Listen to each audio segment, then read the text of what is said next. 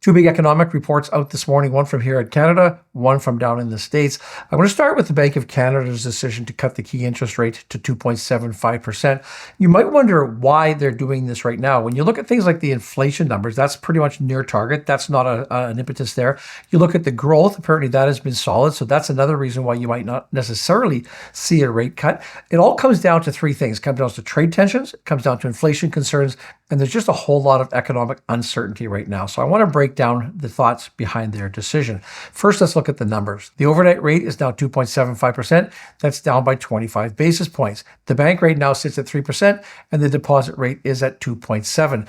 Now, as I mentioned, inflation has been holding near the bank's 2% target, but that is being threatened now. And again, mostly due to these trade tensions that we're seeing with the U.S. We did hear from the bank that Canada's economy closed out 2024 stronger than expected. We saw a 2.6% growth in Q4, and that was up from 2.2% in Q3. So what we're obviously seeing here is that the previous rate cuts have been fueling consumption and housing, and that has given the economy a nice little boost here. So far in 2025, though, it isn't off to quite as smooth a start. When we look at what's changing, the answer is all related to tariffs. It's the U.S. tariffs, the rising tensions, and they're already starting to sort of hit us here. There is evidence that some companies actually rushed out to export goods before the tariff kicked in, but of course that's not something that is going to be lasting. Also, consumer confidence is slipping and businesses have been hitting the pause on investments. When we look at jobs, there's been some good news, there's been some bad news. We look at the unemployment rate, that was strong from November to January, but in February we saw that stall out. We also saw wage growth starting to cool, which makes sense with this lingering uncertainty around the trade there, and there is concern about what's next for the job market. When I look at inflation, that's a little bit tricky. We had that GST, HST tax break that temporarily eased prices, but that's ended. We've seen inflation tick up to 1.9% and is expected now to hit 2.5% by March. Also, when we look at housing costs in particular, they're keeping that core inflation number high. Then we pile on top of that, short-term inflation expectations have actually crept up. So when we look at this all in aggregate, the Bank of Canada's rate cut does make some sense. What they're trying to do here, they're trying to cushion the blow of the slowing growth. They're also walking that very fine line. Malcolm said this morning, monetary policy itself can't stop a trade war. It can only try to keep inflation in check. Now, surprisingly, the Canadian dollar is holding steady against the USD. You can look at this chart here. It has had some moments, but so far this year, it's been holding up quite well. So the big question now is, will this latest rate cut be enough? In its statement, the bank itself admitted that this is a very fine balancing act here. They're trying to support growth without letting inflation get out of control again. And then when you have this U.S. trade policy, constantly shifting, it's really hard to predict what the next move will be. If inflation heats up too fast, the bank would be forced, I would think, to reverse course here, and then we'd be faced with a whole new challenge. Now, when I look ahead, the first quarter of 2025, I think we're going to start to feel more of the strain there. I think we're going to see slower growth. We're going to see more cautious spending. And then businesses are going to be putting investments on hold unless we can get this tariff thing cleared up. So that's going to be difficult to manage through. And also a key number I'll be watching is inflation. If that stays close to the 2% where it's at now, the bank might actually put a pause on further rate cuts. But if we see tariffs driving prices higher, that's a very high likelihood, then another rate cut could be on the table. So I'm going to ask, what do you think? Drop your thoughts in the comments below. And if you found this breakdown helpful, you can give it a like and subscribe for more updates. Now, about a year ago on this channel, I spoke about the social media app Blossom.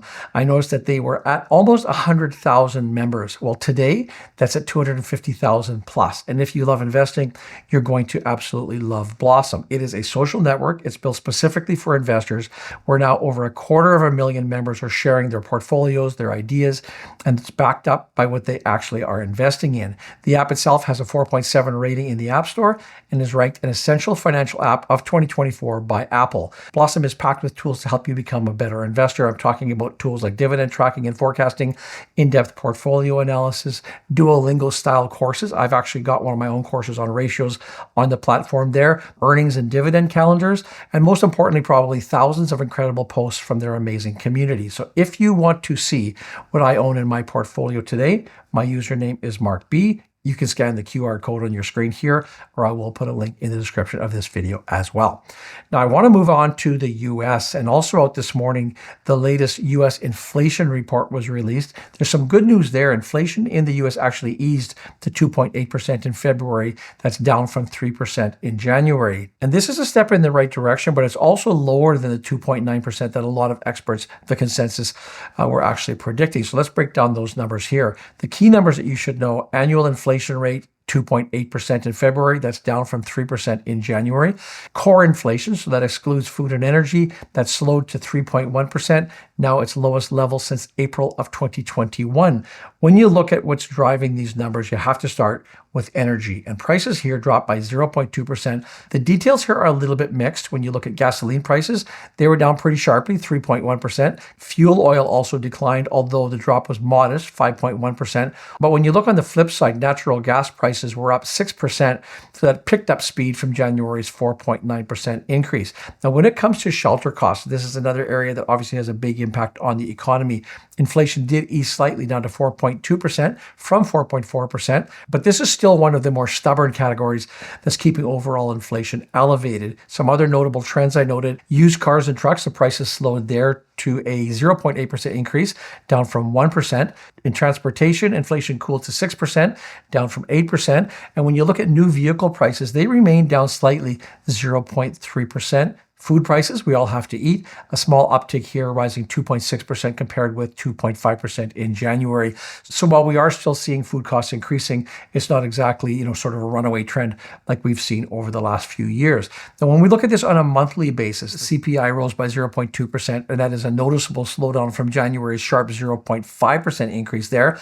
This is also slightly better than the 0.3% that was forecasted. Now, when we look at core inflation, so again, this strips out sort of the more volatile aspects of the economy, annual core inflation came in at 3.1%, while the monthly increase slowed to 0.2% from January's 0.4%. That also came in as better than expected. So when you take this all in aggregate, what does it mean for the Feds? What does it mean for the markets overall? Well, it probably goes without saying that the Fed really watches these numbers very carefully, and especially they focus on that core inflation. And when we see this sort of cooling here now, there is growing expectations that the Fed will cut rates later this year. That's kind of baked in right now. And the only thing I can really see messing with this is if we see these stubborn shelter costs and food prices, if those still go higher, then rate cuts might stay off the table for a little while longer. So what's next? Well, when I look at the report this morning, I think it is kind of promising. I don't think it's yet sort of a full-on green flag yet, though. We look at shelter costs, for instance, they're still running pretty hot.